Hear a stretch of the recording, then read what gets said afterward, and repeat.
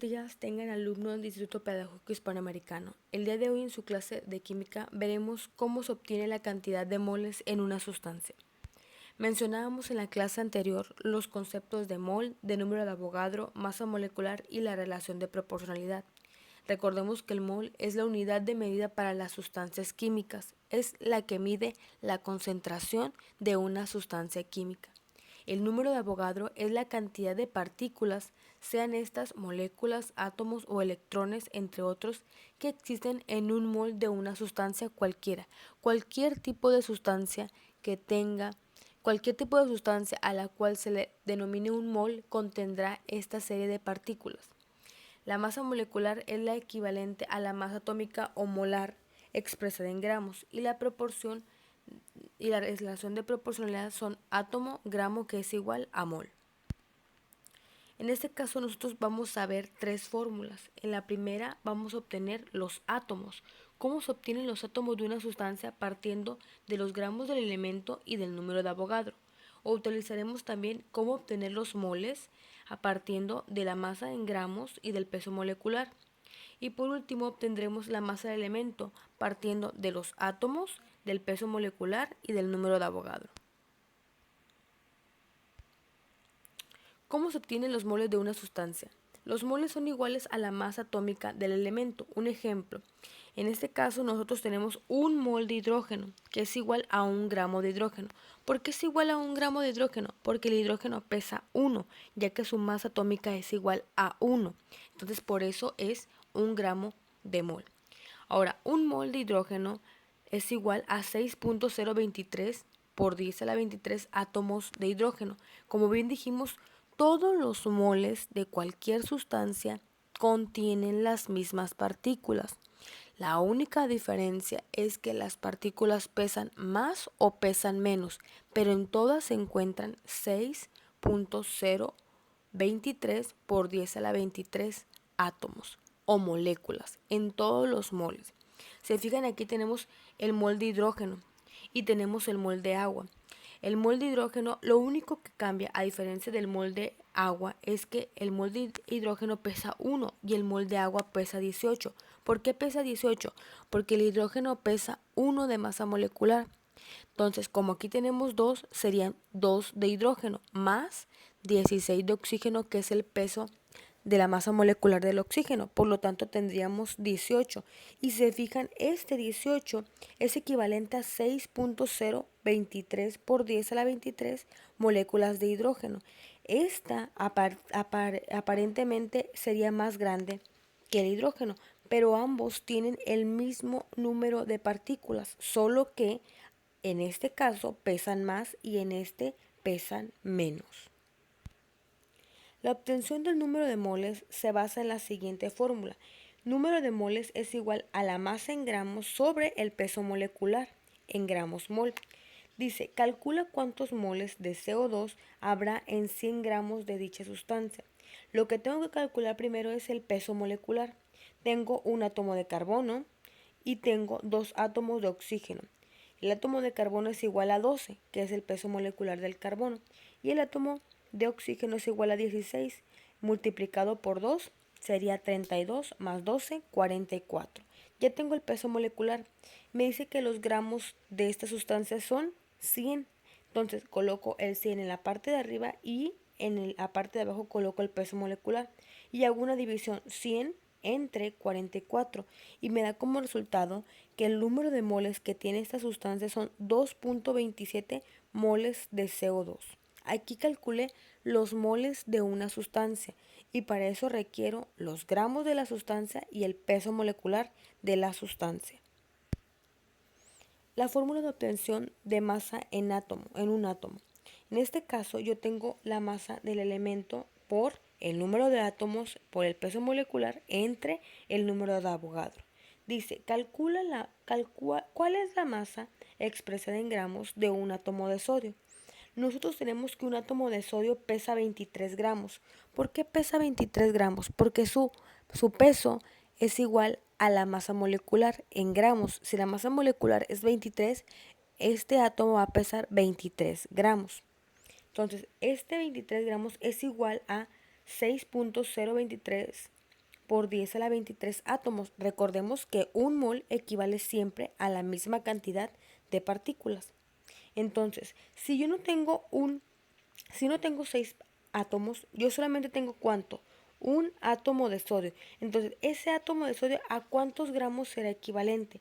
Lo que voy a hacer aquí es una regla de 3. Multiplico el átomo por 23 y lo divido entre el número de Avogadro, que es 6.023 por 10 a la 23. Y hago aquí mi multiplicación, 1 por 23, entre el número de Avogadro, y me da como resultado 3.81 por 10 a la menos 23 gramos de sodio. Quiere decir que un átomo de sodio contiene o pesa 3.83 por 10 a la menos 23 gramos. Aquí estoy obteniendo cuánto pesa un átomo involucrado en una sustancia. Vamos con el siguiente ejemplo. Obtención de átomos. Para obtener los átomos yo tengo la siguiente fórmula. El número de átomos es igual a los gramos del elemento entre el número de Avogadro. Dice, ¿cuántos átomos de aluminio hay en 0.5 gramos de este elemento? Si se fijan, en la parte de arriba tengo gramos del elemento, que vendría siendo 0.5. El número de Avogadro sigue siendo el mismo, 6.023 por 10 a la 23 átomos. Si para 27 gramos de aluminio, el 27 gramos, como repito, son el número o la masa molecular de cada elemento. Recordemos que esa la podemos encontrar en la tabla periódica en la parte superior izquierda en cada uno de los recuadros con información. Entonces, este 27 gramos equivale a un mol. Un mol equivale a 6.023 por 10 a la 23. Pero yo no tengo 27 gramos de aluminio. Yo solamente tengo ¿cuánto? 5.5 gramos de aluminio. Entonces multiplico también y hago una regla de 3. Multiplico 0.5 por el número de Avogadro y lo divido entre 27 y me da como resultado 1.11 por 10 a la 22 átomos. Quiere decir que yo si tengo 0.5 gramos de aluminio, mi cantidad de átomos en ese aluminio es de 1.11 por 10 a la 22 átomos de aluminio. Por último tenemos esta sustancia que es un poco más compleja. Dice, ¿cuántas moléculas hay en una muestra que contiene 0.5 gramos de tetracloruro de carbono? En este caso, la obtención de moléculas o la obtención de átomos se utiliza la misma fórmula. Lo primero que tengo que hacer aquí es obtener el peso molecular de toda la sustancia. Por eso multiplico 4 por 35, ya que es lo que pesa el cloro. Y aquí tenemos ¿cuántos cloros? 4. Entonces lo multiplico por 4 y el 12, que es equivalente al del carbono. Sumados me dan 154.